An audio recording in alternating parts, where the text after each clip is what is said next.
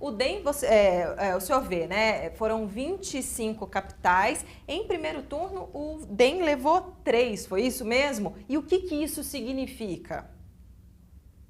Olha, Débora, significa um crescimento constante do Democratas em todo o Brasil, né? Nós tivemos 3 eleições resolvidas no primeiro turno em capital, né?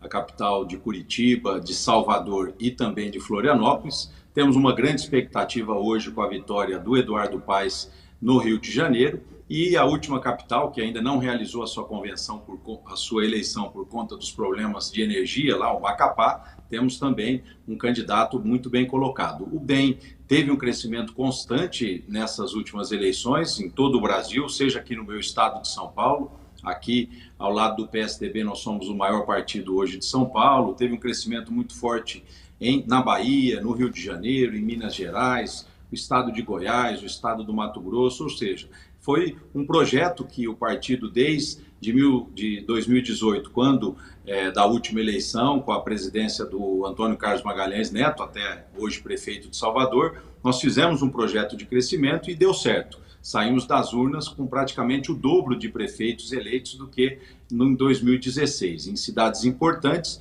mostrando efetivamente, enfim, o esforço que nós fizemos de crescimento. Então, o Democrata sai, sem dúvida nenhuma, junto com outros partidos de centro, muito bem colocado nessas eleições municipais, Débora. Em termos práticos, quando o senhor fala, né, nós fizemos um projeto de crescimento, em termos práticos, o que foi feito de 2018 para cá?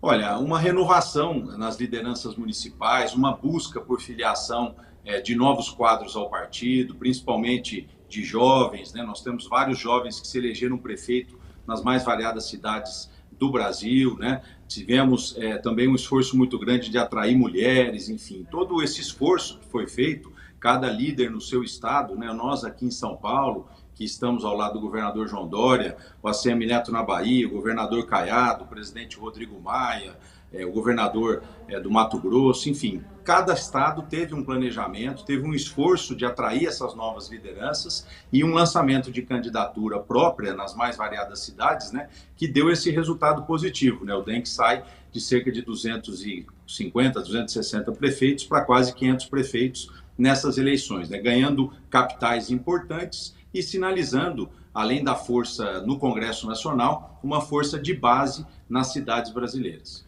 Vice-governador, muito obrigado pela presença aqui, Leonardo Cavalcante.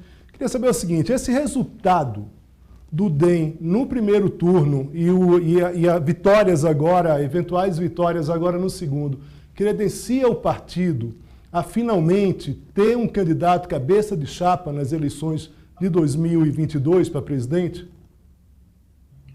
Olha, todo partido deve almejar uma candidatura própria, né? Mas eu vou ficar com as palavras do presidente ACM Neto numa entrevista dada nessa semana passada num grande veículo de comunicação. Todo partido almeja a presidência da República, mas talvez no caso do Democrata não necessariamente será nessa próxima eleição.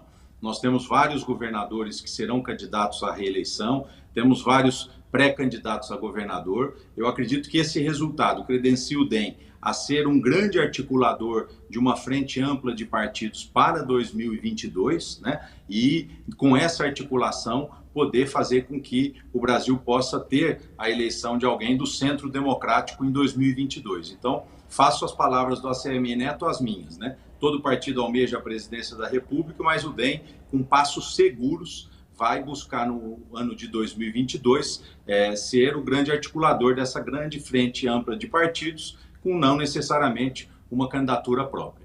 Fechando agora essas eleições no segundo turno, a gente costuma dizer em política que uma eleição começa no outro dia ao resultado da eleição. Então a gente já pode dizer que esta eleição acabou, então a gente já pode falar efetivamente das eleições de 2022, por mais que alguns políticos não queiram se antecipar. A gente já pode falar em alguns nomes que o DEM vislumbra nessa articulação partidária, nessa negociação partidária para 2022? É sempre muito difícil falar em nomes. É fundamental a gente entender que o Brasil precisa de um projeto. Nós vamos viver em 2021 um ano muito desafiador, um ano onde as contas públicas já é conhecido os seus problemas, as dificuldades que o governo federal terá de avançar, de criar crescimento econômico. Então, o partido precisa estar focado em ajudar o Brasil nesse momento de crise, para que em 2022 se foque numa eleição. E cada partido, enfim, tem dentro das suas lideranças as suas opções, né? O partido tem um histórico de vinculação com o PSDB, mantendo a sua independência. Eu aqui mesmo em São Paulo sou vice-governador do João Dória, então grande parte do partido aqui no estado de São Paulo, inclusive eu pessoalmente, defendo uma pré-candidatura do governador João Dória, que é do PSDB à presidência da República, assim como, de maneira legítima, outros companheiros de partido defendem uma candidatura própria ou defendem apoiar o atual governo. O fato é que tudo isso, no momento certo, será discutido. A grande preocupação que o partido tem agora, principalmente porque preside a Câmara dos Deputados com o Rodrigo Maia, porque preside o Senado Federal com Davi Alcolumbre, é justamente ajudar o Brasil a sair dessa grande crise que se avizinha em 2021. Não só a crise da pandemia, do coronavírus, mas principalmente a questão econômica. Se o Brasil não tiver uma agenda econômica concreta, nós teremos uma crise muito grande, sem precedentes no Brasil. Então, o partido saiu ainda com mais responsabilidade das urnas para ajudar o país a enfrentar esse grande desafio de 2021.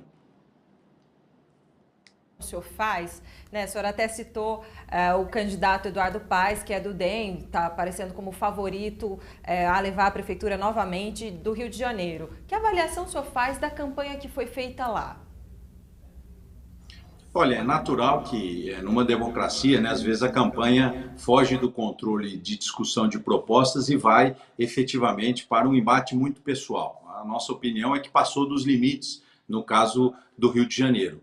O atual prefeito, com muita fake news, com muita inverdade, tentando criar uma confusão na cabeça das pessoas, e o Eduardo procurando manter a sua campanha propositiva, mostrando tudo que ele fez como 8 anos prefeito da cidade, mas principalmente o que ele pretende fazer para arrumar a cidade do Rio de Janeiro.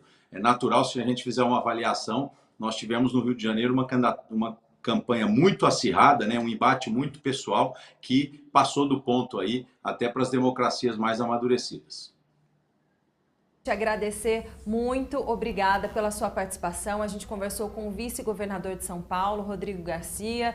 Convido também o senhor, quando estiver aqui em Brasília, para a gente tomar um café aqui no SBT. O senhor vem aqui nos dar uma entrevista mais longa, né, Léo? Aqui Por no favor, SBT News. muito obrigado, vice-governador. E muito obrigada, Muito viu? obrigado, Léo. Um abraço, Débora. Tchau, tchau. Uma boa noite para o senhor.